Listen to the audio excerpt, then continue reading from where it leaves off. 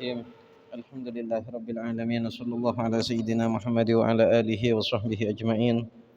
Nawaitu ta'alluma wat ta'lim wa tadhakkura wat tadhkir wan naf'ul intifa'ah wal ifadata wal istifadah wal hassa 'ala tamassuki bi kitabillah wa sunnati sayyidina Rasulillah sallallahu alaihi wasallam wad dalalata 'ala al huda ibtigha'a wajhillahi ta'ala wa mardhatih. Bismillahirrahmanirrahim. Sekarang kita menjelaskan tentang jenazah. Dalam kitab Taqriratus Sadidah kita menjelaskan tentang jenazah. Jenazah itu bisa dibaca dua. Boleh kita baca jenazah, boleh kita baca jinazah. Kalau kita baca jenazah, jenazah itu artinya mayit yang ada di dalam keranda. Tapi kalau jinazah itu maknanya keranda. Jadi kalau ada orang, oh ini ada jenazah, itu arti mayitnya. Ini jinazah, oh itu berarti kerandanya. Itu seperti itu. Sebagaimana ketika kita ingin menjelaskan tentang jenazah, maka kita harus menjelaskan beberapa hal sebelum jenazah, yaitu tentang kematian. Karena masalah jenazah itu berangkat dari kematian, dan kematian berangkat dari pendahuluannya, yaitu sakit atau hal-hal yang disunnahkan, dianjurkan ketika kita mendampingi orang yang sakaratul maut. Karena itu juga penting. Kalau hanya melayani jenazah, memandikan, mensolati, mengkafani, itu hal yang penting, fardu kifayah. Tapi yang lebih penting bagaimana cara kita melayani orang yang sedang sakaratul maut. Karena sakaratul maut itu penentuan seseorang ini husnul khotimah atau su'ul khotimah.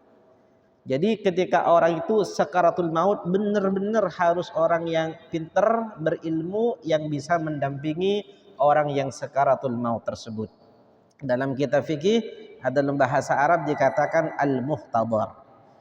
Sebelum itu dalam hadisnya Nabi sallallahu alaihi wasallam, Nabi Muhammad menyampaikan, aksiru min dzikri hadimil ladzat. Memperbanyaklah kalian semua dari mengingat sesuatu yang akan terjadi yang bisa merobohkan hal-hal yang nikmat. Apa yang bisa merobohkan hal-hal yang nikmat? Yaitu adalah kematian. Makanya disunnahkan orang tersebut untuk mengingat kematian dengan hatinya. Artinya merenung kalau kita semua ini akan mati. Mengingat dengan hati dan renungannya. Bukan hanya mengikat dengan mulut, mati, bukan. Ini enggak disebut, diingat dalam hati, direnungkan. Dan nasib kita ketika sudah mati itu seperti apa. Itu ketika orang masih sehat. Dan juga disunnahkan, bahkan bukan disunnahkan ya, bisa dikatakan harus, keharusan, al-isti'dad lahu bit-taubah. Mempersiapkan diri akan datangnya kematian dengan memperbanyak taubat kepada Allah Subhanahu wa taala. Kita melakukan dosa atau kita tidak melakukan dosa, kita merasa benar atau kita merasa salah, kita merasa punya dosa atau kita merasa punya amal baik tanpa dosa, dianjurkan tetap kita tersebut untuk memperbanyak bertobat kepada Allah Subhanahu wa taala. Kenapa? Alasan yang pertama, Nabi Muhammad sallallahu alaihi wasallam menyampaikan dalam satu hadis, ayyuhan nas tubu ilallah. Wahai kalian manusia, bertobatlah kalian semua kepada Allah. Fa inni atubu ilaihi fil yaumi mi'ata marrah. Maka sesungguhnya saya bertobat kepada Allah setiap harinya 100 kali. Nabi Muhammad sallallahu alaihi wasallam. Padahal dalam hadis Nabi Muhammad ini adalah sosok Nabi yughfaru lahu ma taqaddama min dhanbihi wa ma ta'akhkhar. Nabi Muhammad yang dijamin bahwa kesalahannya dimaafkan oleh Allah Subhanahu wa taala, dan Nabi Muhammad dijamin termasuk dari golongan orang ahli surga, bahkan yang nomor 1 Nabi Muhammad. Tapi kenapa Nabi Muhammad masih bertobat kepada Allah? Padahal dikatakan Nabi Muhammad maksum, tidak mungkin melakukan dosa. Bahkan seandainya Nabi Muhammad melakukan kesalahan, umatnya wajib mengikuti perilaku Nabi Muhammad tersebut. Kenapa? Karena wajib bagi umat mengikuti nabinya. Makanya tidak ada nabi ini melakukan hal yang salah, dituntun oleh Allah Subhanahu wa ta'ala. Jadi tidak ada kesalahan dan tidak ada dosa dalam diri Nabi Muhammad. Tapi kenapa Nabi Muhammad menyampaikan dalam hadis kalau saya bertobat tiap harinya 100 kali? Kok bertobat Nabi Muhammad padahal Nabi Muhammad gak punya dosa? Disebut dalam kitab Al-Adhkar karangannya Al-Imam Nawawi, juga Al-Futuhatur Rabbaniyah syarahnya kitab Al-Adhkar. Itu kata ulama, Nabi Muhammad bertobat bukan karena dosanya, tapi agar jadi panutan untuk umatnya. Jadi Nabi bukan apa itu? Bukan Nabi Muhammad bertobat bukan karena banyak dosa, enggak, tapi agar umatnya mengikuti jejak Nabi Muhammad, memperbanyak bertobat. Kamu merasa salah atau kamu merasa benar? Kamu merasa punya dosa atau kamu tidak merasa dosa? Apalagi yang merasa punya dosa, apalagi yang merasa dirinya adalah orang yang pendosa, maka lebih wajib lagi untuk orang tersebut mempersiapkan diri dipanggil oleh Allah Subhanahu wa taala dengan memperbanyak tobat kepada Allah. Itu alasan yang kedua. Alasan yang kedua, al-insan mahallul khata' wan nisyan. Manusia ini diciptakan oleh Allah Subhanahu wa taala memang kebanyakan itu melakukan kesalahan secara sadar atau secara tidak sadar. Bahkan kesalahan kita bukan hanya dalam hal-hal biasa, bahkan dalam sholat pun, yang dimana sholat ini waktu kita ibadah, waktu kita bermunajat kepada Allah, dalam sholat kita masih melakukan dosa kepada Allah. Terkadang seperti itu. Kita dalam sholat saja, kita masih melakukan dosa kepada Allah Subhanahu wa ta'ala. Salah satu contohnya, ada orang sholat. Ketika sholat, yang difikirkan dalam hatinya ketika dia sholat tersebut adalah maksiat, bergosip, atau ingin melakukan hal-hal yang buruk. Dia sholat, tapi pikirannya itu ingin melakukan dosa ini, ingin melakukan dosa itu, ingin bergosip, iri sama orang, dalam hatinya nyimpan benci sama orang, dalam hatinya nyimpan dendam sama orang. Sholat dia, tapi dia melakukan kesalahan dalam sholatnya. Dalam hadisnya Nabi SAW, Inna Allah la yanduru ila ajsamikum wala ila suwarikum walakin yanduru ila qulubikum wa a'malikum. Allah Ta'ala tidak hanya memandang zahirnya, tidak memandang fisik dan casingnya, tapi yang Allah Ta'ala pandang adalah hati dan tujuannya. Makanya dalam hadisnya Nabi yang mencontohkan pada umat, Nabi Muhammad ini ketika sholat, selesai sholat, dzikir apa aja yang dianjurkan oleh Nabi? Istighfar. Ketika orang salat, Assalamualaikum warahmatullahi, Assalamualaikum warahmatullahi, dari Nabi Muhammad dzikir apa yang dianjurkan? Astagfirullah, astagfirullah, astagfirullah. Ya kan? Logikanya gimana? Masa orang sudah sholat disuruh baca istighfar? Kan gitu. Orang sudah sholat ini, sudah munajat, sudah dzikir, sudah ngaji, kok baca istighfar? Bukannya istighfar itu untuk orang yang salah? Dan seperti itu kan ya? Ternyata seolah-olah Nabi Muhammad ini meninjau bagaimana umatnya ketidakkhusyuan dalam sholat, kelalaian dalam sholat. Istighfar itu memohon maaf kepada Allah atas kelalaian kita dalam sholat. Makanya istighfar dianjurkan dan ada zikir khusus setelah sholat, salah satunya adalah istighfar, meminta maaf kepada Allah Subhanahu wa ta'ala. Jadi kesimpulannya, wajib bagi kita semua mempersiapkan diri dengan memperbanyak bertobat kepada Allah Subhanahu wa ta'ala, karena apa itu? Manusia tersebut pasti akan mati. Kullu nafsin dha'iqatul maut. Kullu nafsin dha'iqatul maut. Setiap manusia pasti akan mati. Wa innama tuwaffawna ujurakum yawmal qiyamah faman zuhziha 'anil nari wa udkhilal jannah faqad faza mal hayatud dunya illa mata'ul ghurur. Kullu nafsin dha'iqatul maut. Tiap-tiap manusia pasti akan merasakan kematian. Faman zuhziha 'anil nar, siapapun orang yang dijauhkan oleh Allah taala dari neraka, wa udkhilal jannah, dan dimasukkan ke dalam surga. Ada enggak tanda-tandanya? Kalau dia itu orang ahli neraka atau orang tersebut ahli surga? Ada enggak tanda-tandanya? Ada. Karena Allah Subhanahu wa ta'ala ketika menciptakan sesuatu pasti ada tanda-tandanya. Dan tanda-tanda ini bukanlah sesuatu yang pasti, tapi kebanyakan. Makanya dalam hadis pernah Sayyidina Umar ini bertanya pada Nabi, "Ya Rasulullah, kita ini sebenarnya sudah ditakdirkan nggak oleh Allah bahwa kita ahli surga dan kita ahli neraka?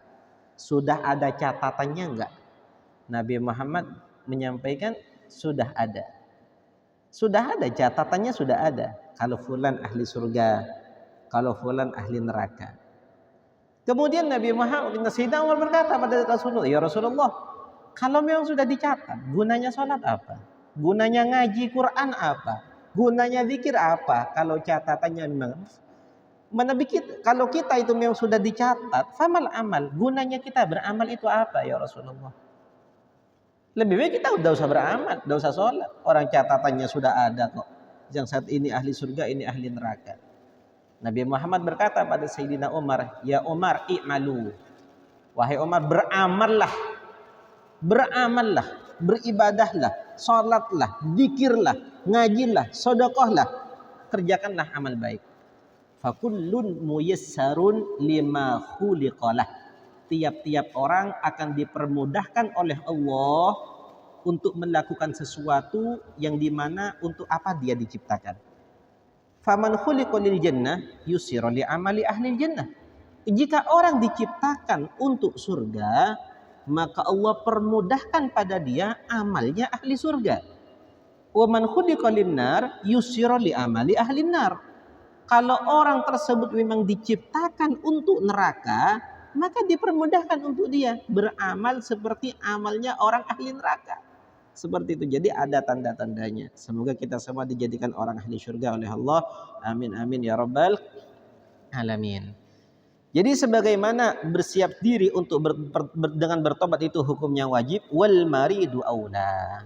Orang yang sakit lebih afdol untuk memperbanyak tobat kepada Allah Subhanahu wa taala. Lebih-lebih sekarang ini kita masuk di akhir zaman. Dalam hadis Nabi Muhammad pernah menyampaikan bahwa akhir zaman itu banyak mati secara tiba-tiba. Rata-rata kalau orang dulu mati ini sakit.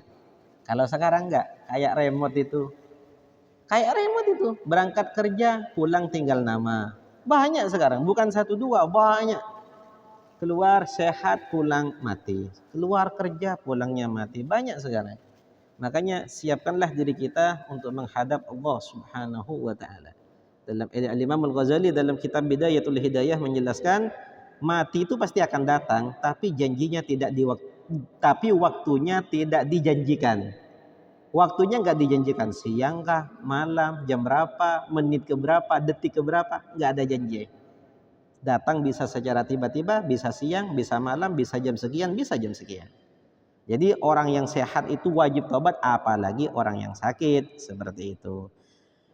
Dan di sini ada penjelasan bahwasanya ketika seseorang telah mengalami sakaratul maut al-muhtadar.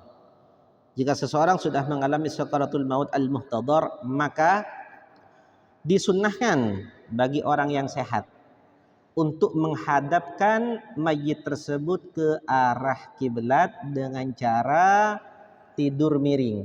Mayitnya tersebut dimiringkan sebagaimana kita meletakkan mayit di dalam kuburan. Kepalanya di sana, kepalanya di utara, kakinya di selatan. Jadi menghadap kiblat. Jika itu bisa. Tapi jika tidak bisa menghadap kiblat ini, kata Imam Ghazali dalam kitab Ihya, menghadap kiblat ini ada dua praktek. Sebagaimana kita ketika tidur kan sunnah kan menghadap kiblat. Itu praktek menghadap kiblat ini ada dua. Yang pertama tidur miring. Dengan cara kepala di utara, kaki di selatan, tidurnya miring menghadap kiblat. Yang kedua, menghadap kiblat itu kepalanya ada di timur. Tidur menghadap ke atas, telapak kakinya ke arah kiblat, kepalanya juga menghadap ke atas atau ditinggikan kepalanya biar wajah ini ada yang menghadap kiblat. Itu juga menghadap kiblat. Artinya, ketika jenazah tidak bisa dimiringkan ke arah barat, yang lebih afdol itu ke arah timur kepalanya. Kepalanya tidur. Kenapa? Agar dua telapak kakinya dan kepalanya ketika ditinggikan itu menghadap ke arah kiblat. Bukan tidak boleh ke arah yang lain, tapi yang kita bahas ini adalah yang lebih afdol ketika kita melayani orang yang sedang sakaratul maut. Jangan biarkan begitu saja. Ini termasuk dari adab kesopanan agar dicintai dan disenangi oleh Nabi Shallallahu Alaihi Wasallam. Siapa tahu dengan perjuangan orang yang sehat melayani orang yang sakaratul maut, wafatnya dimudahkan oleh Allah dan mati dalam keadaan husnul khatimah. Seperti itu. Itu yang pertama. Yang kedua, ketika seseorang mendampingi orang yang sakaratul maut, maka dianjurkan bagi orang yang mendampingi untuk menuntunnya mengucapkan kalimat la ilaha illallah. Jika orang itu Islam. Seandainya orang itu tidak Islam, maka dianjurkan juga ketika sakaratul maut untuk dituntun mengucapkan asyhadu an la ilaha illallah wa asyhadu anna muhammadar rasulullah. Kalau tidak Islam, kalau Islam cukup la ilaha illallah. La ilaha illallah itu cukup. Kenapa? Karena mengamalkan hadisnya Nabi sallallahu alaihi wasallam, "Man kana akhiru kalamihi minad dunya la ilaha illallah dakhalal jannah." Siapapun orang yang akhir ucapannya itu adalah kalimat la ilaha illallah, maka dia pasti akan masuk surga. Pasti akan masuk surga. Jadi orang sakaratul maut itu hausnya luar biasa.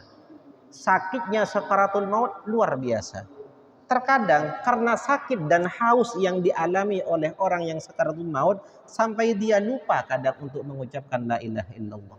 Bukan dia tidak Islam, dia Islam. Dia nggak tahu la ilaha illallah, tahu dia la ilaha illallah.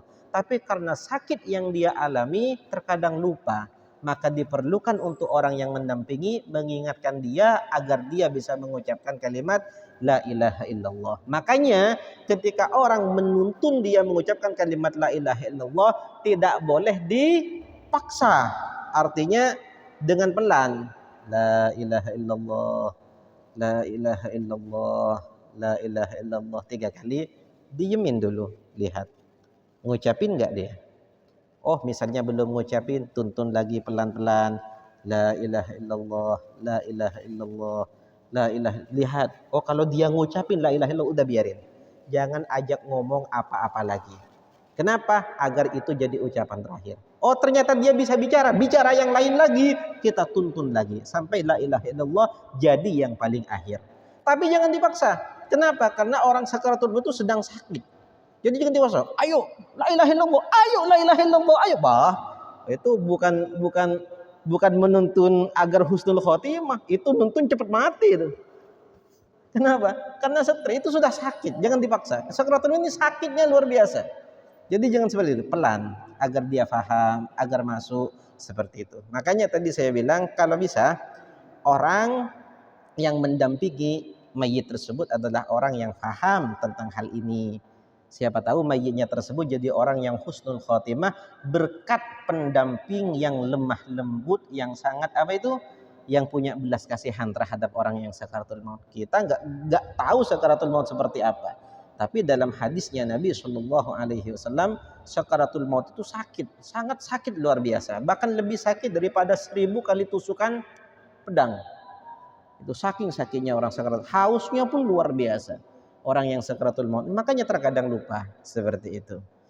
Dan yang disunnahkan orang yang mendampingi bukan ahli waris. Yang membaca talqin maksudnya, yang menuntun bukan ahli waris. Kenapa? Agar tidak ada fitnah. Soalnya kalau ahli waris terkadang ada saja fitnah. Yang namanya omongan orang kan gitu.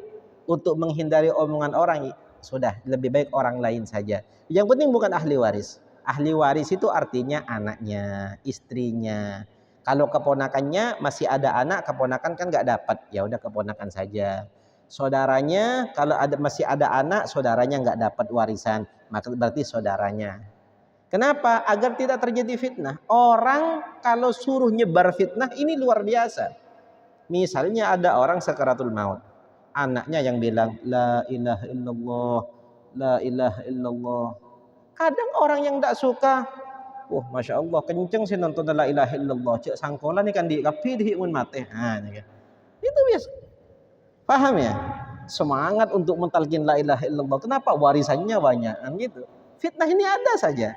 Orangnya sudah sedih, kehilangan orang tua, fitnah ada saja yang mau ngomong. Kan seperti itu.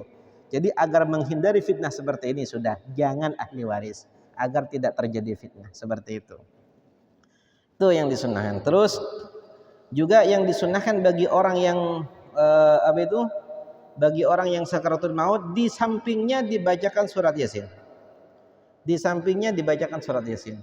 Surat Yasin tersebut, arti dari kalimat, dari isi surat Yasin itu tentang kiamat, tentang perubahan dunia dan kehilangnya dunia, tentang nikmatnya surga, tentang siksa akhirat.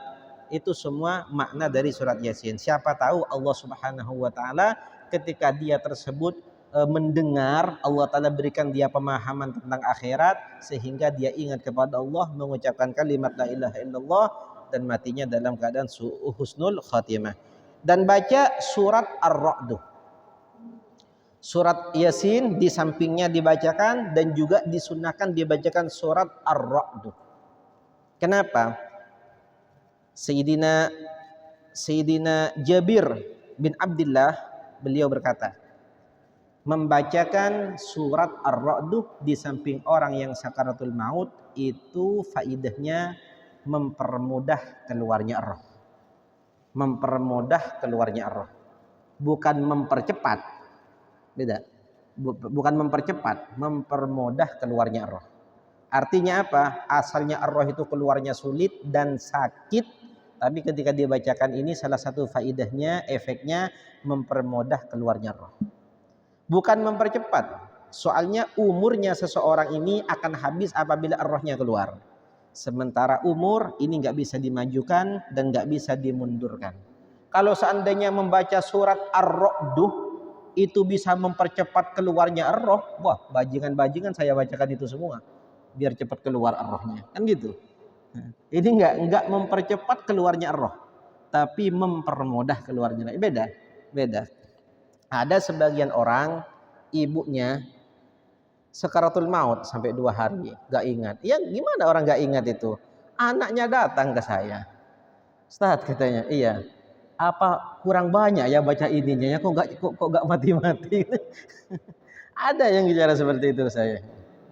Itu tidak mempercepat keluarnya roh, tapi mempermudah keluarnya roh. Terus jika orang itu masih sadar, maka disunnahkan bagi seseorang yang mendampingi untuk kasih nasihat pada mayit supaya husnudzon kepada Allah Subhanahu wa taala. Dengan cara menyebutkan faidah dan keutamaan sakit jika sabar, keutamaan apa dan hadiah apa yang diberikan oleh Allah Subhanahu wa taala bagi orang yang sakit tersebut. Maka disebutkan dalam satu riwayat, jika orang menerima sakit, jika orang itu sakit, itu pahalanya akan dicatat oleh Allah ibadah yang dia istiqomahkan selama dia sehat. Waktu sehat punya keistiqomahan ibadah apa? Akhirnya dia sakit, istiqomahnya nggak bisa dilanjut. Itu tetap dicatat pahalanya oleh Allah Subhanahu wa taala. Itu yang pertama. Yang kedua, juga ada satu riwayat bahwasanya orang itu ketika Allah taala takdirkan untuk mendapatkan derajat yang tertinggi, derajat yang ditentukan oleh Allah, Allah takdirkan dia di derajat ini, tapi ternyata amal ibadahnya tidak mampu untuk mencapai ke derajat ini, Allah uji dia dengan sakit. Ketika dia sabar, dengan sakit itulah Allah taala angkat derajatnya. Seperti itu. Itu yang kedua.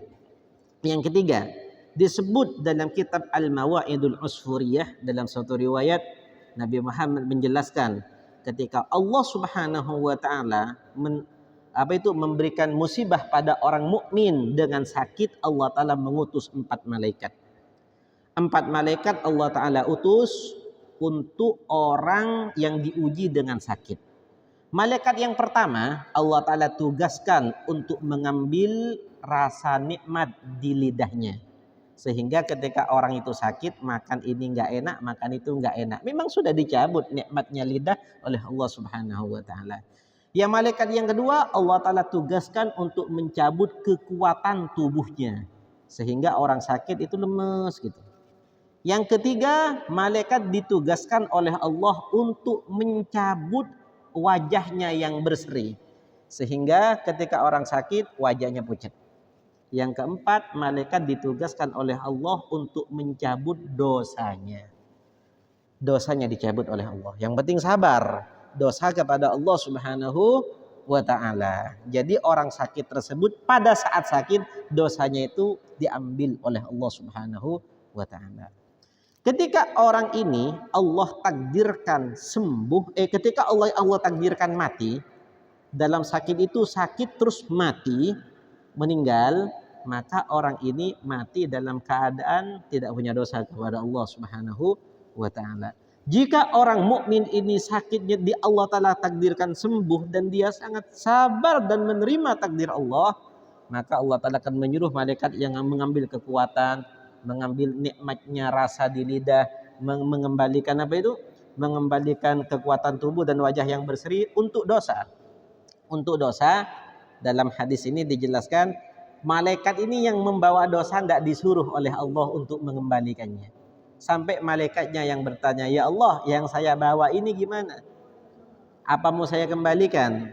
Allah Ta'ala menjawab, wahai malaikatku, ini sudah sabar menerima ujian dari saya, kata Allah Subhanahu wa ta'ala.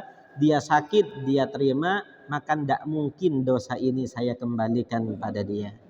Maka buanglah dosa ini ke laut, dibuanglah oleh malaikat ke laut, dan Allah Ta'ala menciptakan buaya dari dosa tersebut. Wallahu a'lam. Ini hadis, satu riwayat disebut dalam kitab Al-Mawa'idul Usfuriyah. Ketika seseorang sudah meninggal, wafat, rata-rata sebagian sebagian mayit itu matanya kadang terbuka. Matanya kadang terbuka. Itu tidak menandakan su'ul khotimah ya. Kadang orang itu matanya ke atas, katanya kadang ke sini. Orang yang mendampingi kadang takut. Ini jangan suudzon. Itu mata itu akan mengikuti keluarnya roh. Idza kharajatir ruh tabi'ahul basar, tabi'ahul basar. Jika roh itu keluar, mata mengikutinya. Jadi kalau ke atas, maka mata itu ke atas, itu jangan heran. Itu rohnya berarti dicabut dari sana. Ada yang di sana, ada yang dari sana. Jadi mata itu ke situ. Jadi disunnahkan mata tersebut untuk ditutup, dan sebagian ada yang mulutnya sampai terbuka. Mata ditutup dan mulut ini diikat. Li'alla yakbahal mandhar, agar pandangannya tidak buruk. Dan orang yang tidak paham agar tidak menduga, wow, ini matanya serem. Apa ini su'ul khotimah ya? Biar orang yang tidak paham tidak seperti itu. Ini mulutnya terbuka, ini banyak makan haram ini. Agar nggak seperti itu. Biar nggak suudzon maksudnya gitu. Terus juga disunnahkan untuk melemaskan persendian. Karena sebagian mayit itu ada yang kaku, nggak bisa gini lagi. Itu untuk dimandikan sulit. Jadi dilemaskan pelan-pelan. Jangan dipaksa. Soalnya kenapa? Karena roh itu punya setruman dengan jasad. Jadi jika jasad itu dipaksa dan sakit, maka roh pun juga akan merasakan sakit. Sebagaimana ulama khilaf, ketika orang di kuburan itu disiksa, yang disiksa itu jasadnya, apa rohnya, apa dua-duanya. Ada sebagian yang mengatakan jasadnya disiksa tapi rohnya tetap merasakan sakit. Karena ada ikatan, ada hubungan antara jasad dan roh, seperti itu. Jadi jangan dipaksa, lemeskan dulu.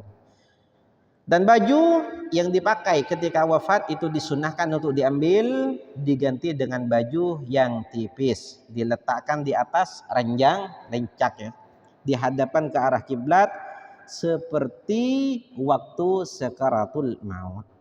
Dan juga disunahkan ketika orang itu sudah mati, perutnya ini kita kasih sesuatu yang agak berat dikit. Agak berat dikit, seperti apa ya? Seperti seperti pisau, ya yang berat seperti itulah, atau kain yang agak banyak taruh ke perutnya. Kenapa?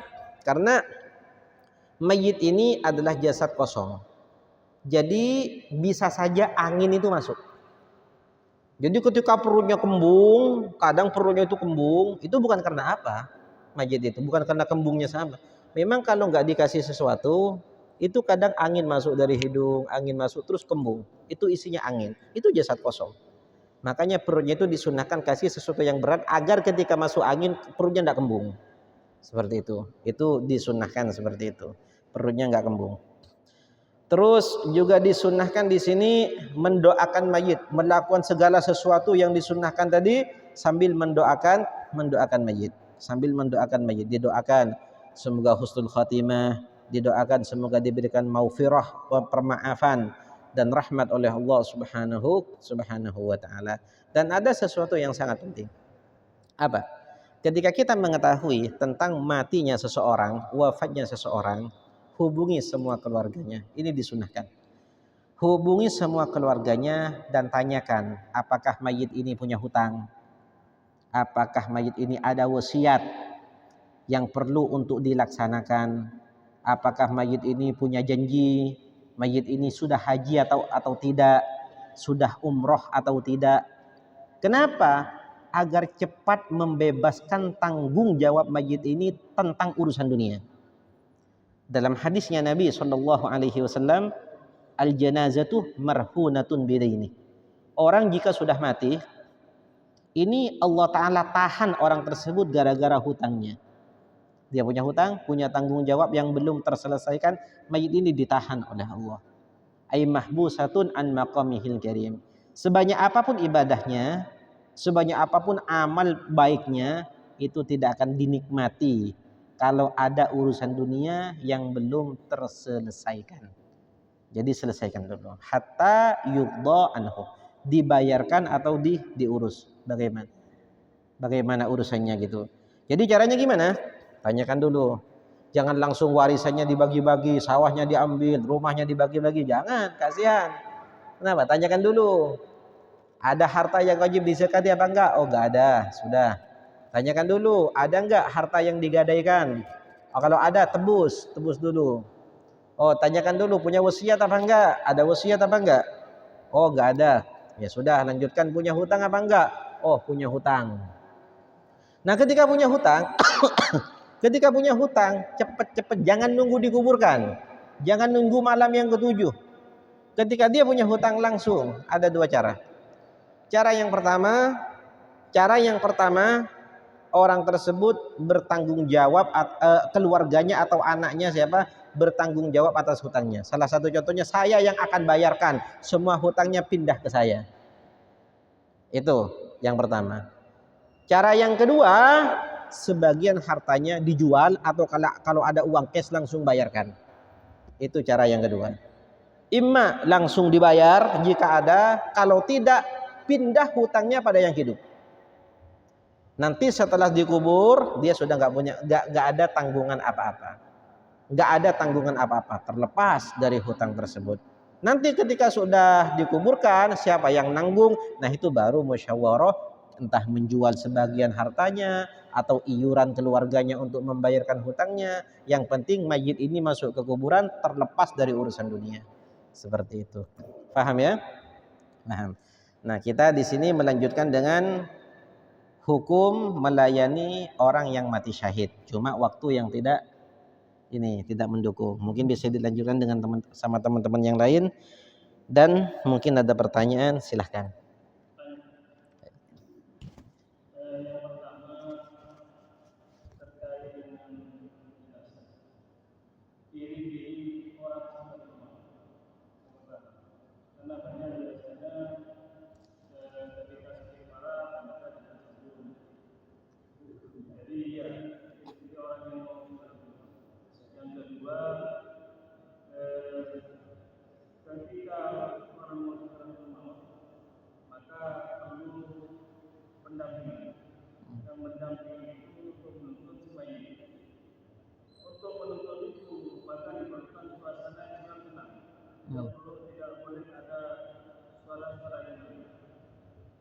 Kemudian yang ketiga, terkait dengan pertanyaan yang kedua, disunahkan membaca surat Yasin.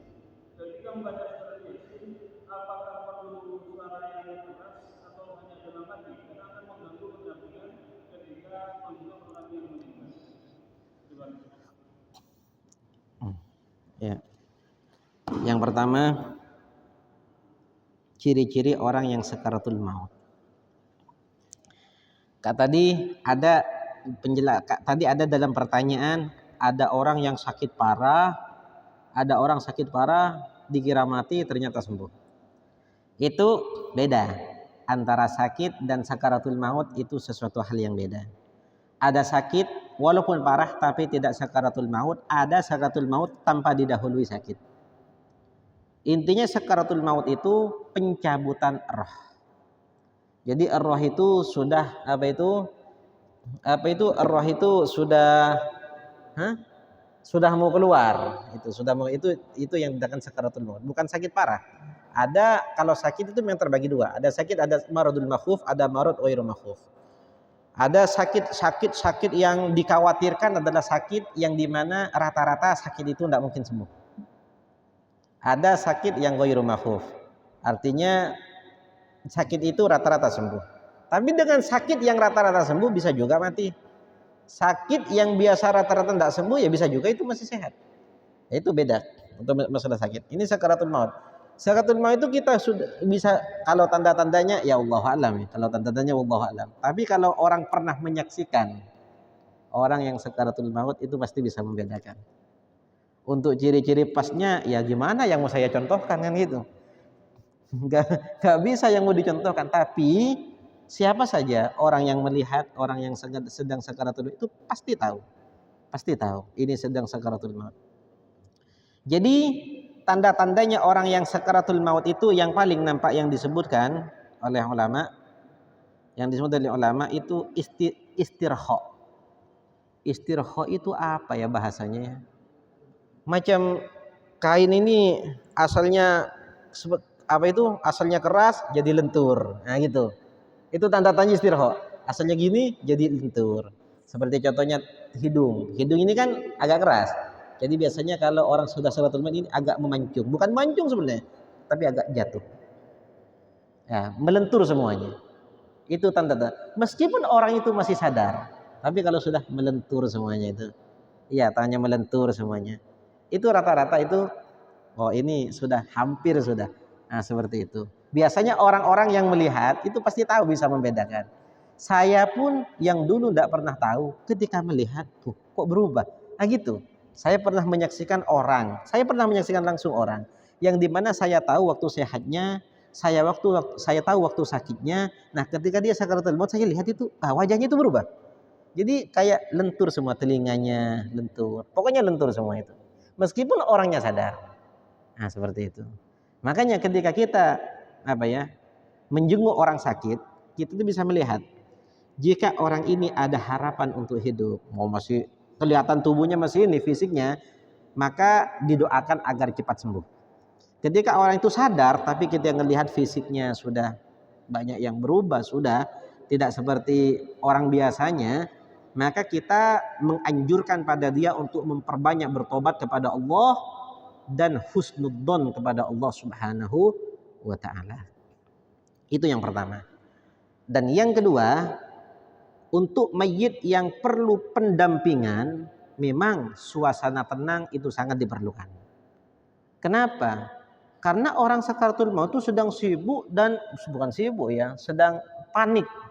Sakaratul maut itu sedang panik, dan ketika diingatkan itu benar perlu suasana yang memang tenang.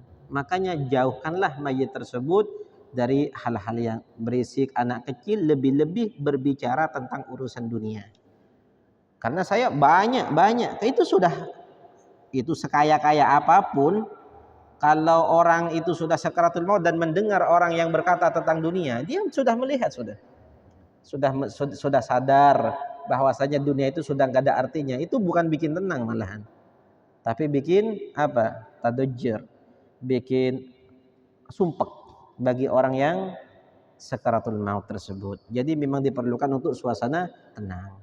Makanya ketika orang mentalkin atau menuntun, jangan la ilaha illallah, la ilaha illallah, la ilaha illallah, itu jangan. Tapi santai, la ilaha illallah, la ilaha illallah, la ilaha illallah 3 kali. Lihat seperti itu. Oh belum, ternyata kita ulangi lagi 3 kali. Lihat dulu. Oh belum, ternyata ulangi lagi. Ketika sudah ngomong baru sudah, biarkan. Seperti itu. Itu yang kedua.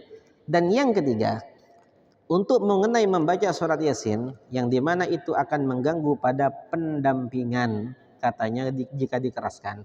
Apakah sunnah dikeraskan apa tidak? Kalau Yasin sunnah untuk dikeraskan. Sekiranya mayit itu mendengar. Makanya Yasin itu sebagaimana isinya tentang hari kiamat, tentang dunia yang akan hancur, yang akan musnah, tentang nikmatnya surga, tentang siksaan akhirat. Seperti yang tadi saya jelaskan, mungkin dengan mendengarkan itu mayit itu bisa faham, Allah Ta'ala berikan dia pemahaman sehingga dia bisa faham dan dia bisa ingat kepada Allah untuk mengucapkan kalimat la ilaha illallah. Disunnahkan memang untuk dikeraskan itu seperti itu. Apakah akan mengganggu orang yang mendampingi? Untuk orang yang mendampingi itu sebenarnya sikat, hanya tinggal menuntun kalimat la ilaha illallah itu saja. Menuntun kalimat la ilaha illallah itu saja. Dan untuk membaca Yasin itu tidak akan mengganggu suasana ketenangan jika baca Yasinnya itu benar dan santai. Tapi kalau baca Yasinnya itu Masya Allah ya, Yasin, nah itu jangankan yang sekarat, yang sehat aja terganggu. Kan seperti itu. Jadi memang makanya ngaji Quran itu ada adabnya, ngaji Quran ada aturannya, ngaji Quran ada kesopanannya. Quran itu apa? Ucapan siapa? Sopankah kita ketika baca Quran? Kita sembarang teriak-teriak kan seperti itu? Otomatis kan tidak. Kalau kita sopan kepada Allah dan beradab, bertata krama dalam baca Al-Quran, insya Allah mayit dan orang yang mendampingi tidak akan terganggu. Seperti itu. Yang penting kembali pada orang yang membaca masing-masing. Dan begini lagi, orang kalau baca Quran penuh dengan adab dan penuh dengan kesopanan dan penuh dengan keikhlasan, kedengarannya pasti nikmat. Pasti nikmat kedengarannya. Itu Quran, beda dengan yang lain. Quran itu beda, sama yang lain itu beda. Yang penting orang yang baca itu nikmat, ikhlas. Banyak orang yang baca Quran, lagunya biasa-biasa saja, tapi ketika kita dengar kok enak ya. Nah, seperti itu. Ada orang yang lagunya luar biasa, tapi kita dengar biasa-biasa saja. Seperti itu. Kembali kepada orang yang membaca masing-masing. Wahakata. Ada lagi? Waalaikumsalam warahmatullahi wabarakatuh.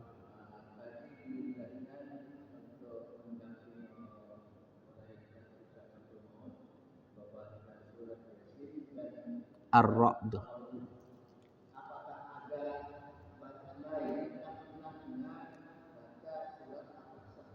Surat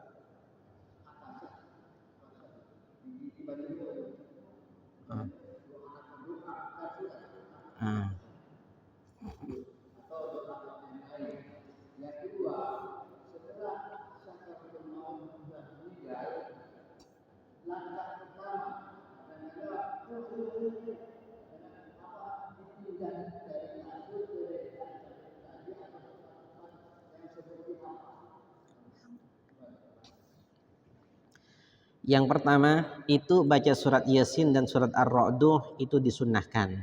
Bukan berarti tidak ada yang lain yang disunnahkan. Ada. Bahkan dianjurkan untuk memperbanyak zikir di samping mayit dan juga mendoakan mayit supaya mayit ini mendapatkan rahmat dan maghfirah, permaafan dari Allah. Sudah mati, jangan didoakan husnul khotimah lagi, sudah mati sudah itu. Jadi husnul khotimahnya itu yang tadi itu. Jadi baca dikir-dikir yang lain. Kalau misalnya masih hidup, masih sekarat, doakan supaya husnul khotimah.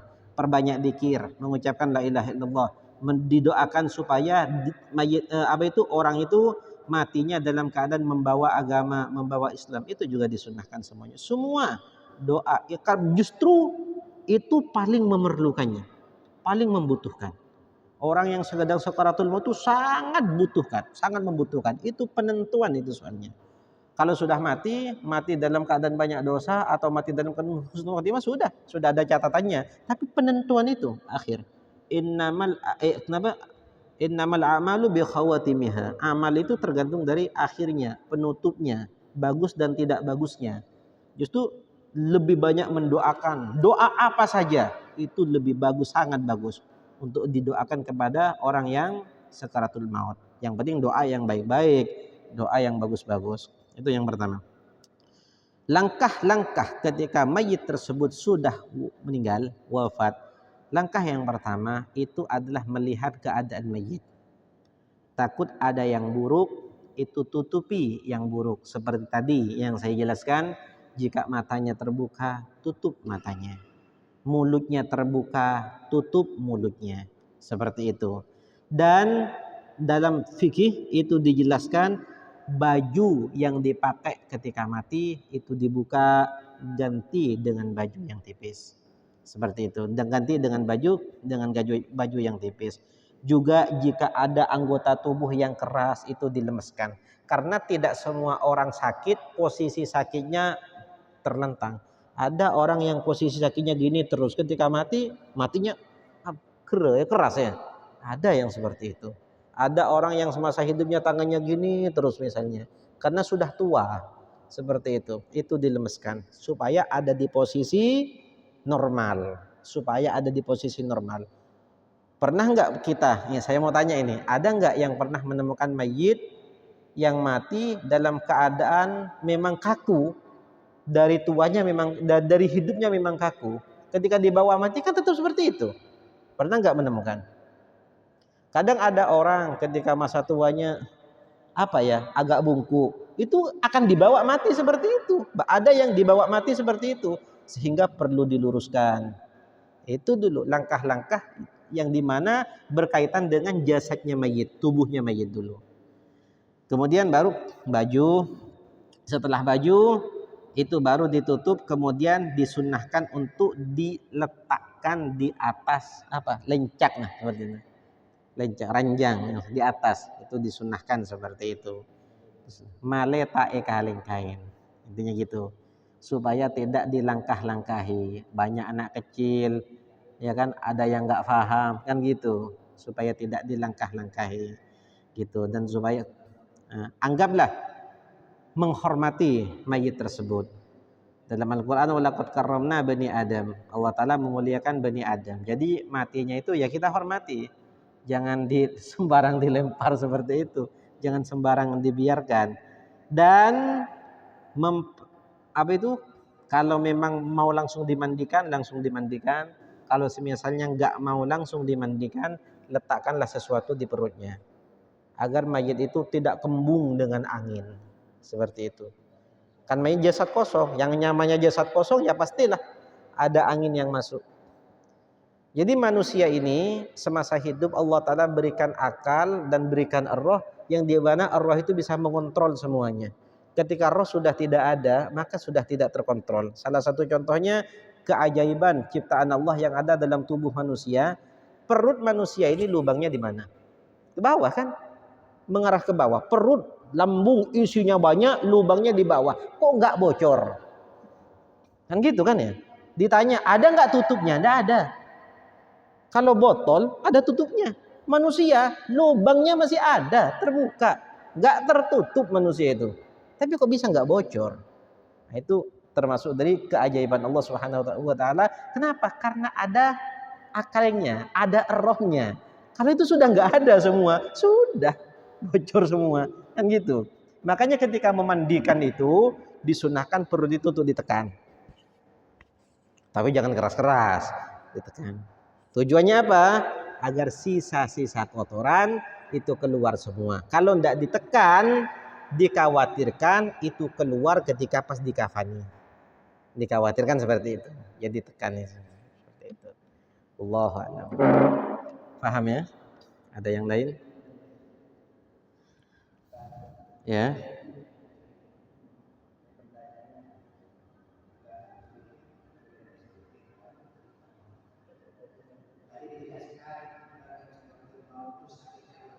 Hmm. Hmm.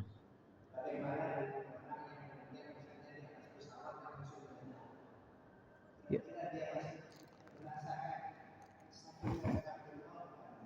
Orang yang ya.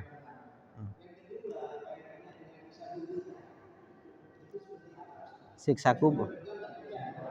Siksa kubur.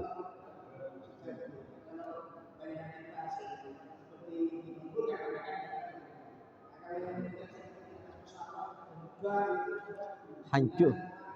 Hancur gitu ya. Hancur ya. Ya, gini. Yang pertama, sakaratul maut itu ada. Sakaratul maut itu ada, tapi tidak semua orang merasakan sakaratul maut. Sakaratul maut ada, tapi tidak semua orang merasakan sakaratul maut. Ada mati yang namanya mautul faja'ah. Mati secara tiba-tiba. Itu ndak ada sakaratul mautnya. Loh, enak berarti dong. Orang yang nggak ada sakaratul maut. Kan gitu kan ya? Enakan yang ada sakaratul mautnya. Gitu. Kenapa kok bisa seperti itu? Bentar-bentar dulu ya.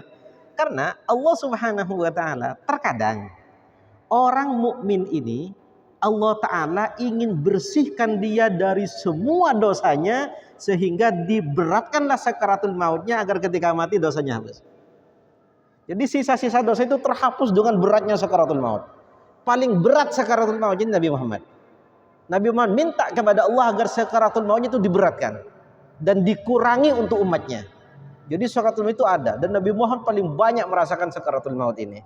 Jadi ada dan disebut dalam hadis memang sakaratul maut itu bisa menghapus dosanya orang mukmin. Makanya mati secara tiba-tiba itu ada dua.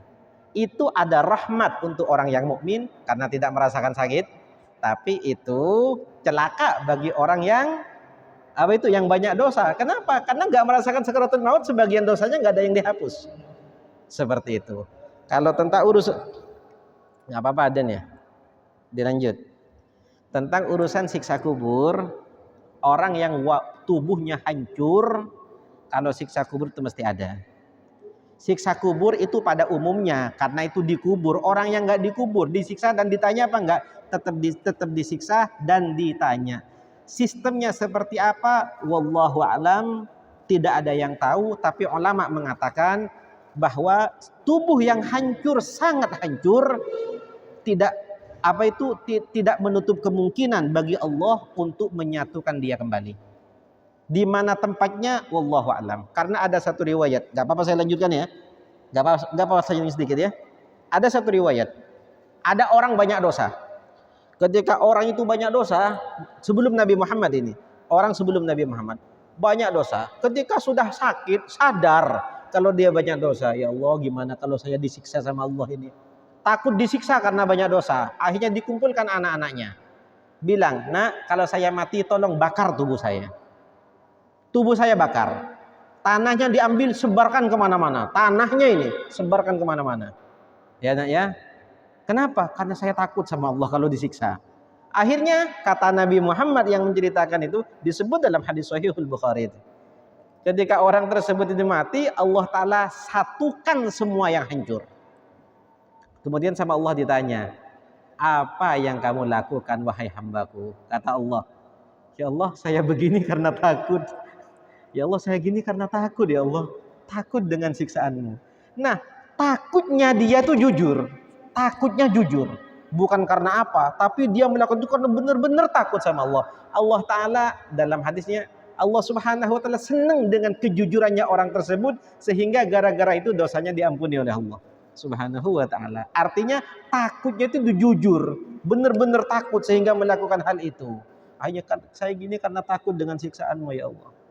Jujur akhirnya dimaafkan oleh Allah Subhanahu wa Ta'ala. Artinya apa? Yang hancur di zaman sekarang itu tidak menutup kemungkinan kalau Allah Ta'ala bakal menyatukan kembali dengan cara seperti apa, tempatnya di mana, waktunya kapan, wallahu a'lam.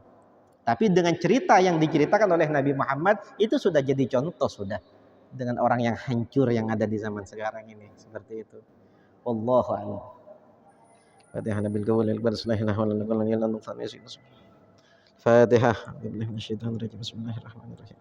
Alhamdulillahirabbil alamin arrahmanir rahim maliki yaumiddin. Iyyaka na'budu wa iyyaka nasta'in ihdinas siratal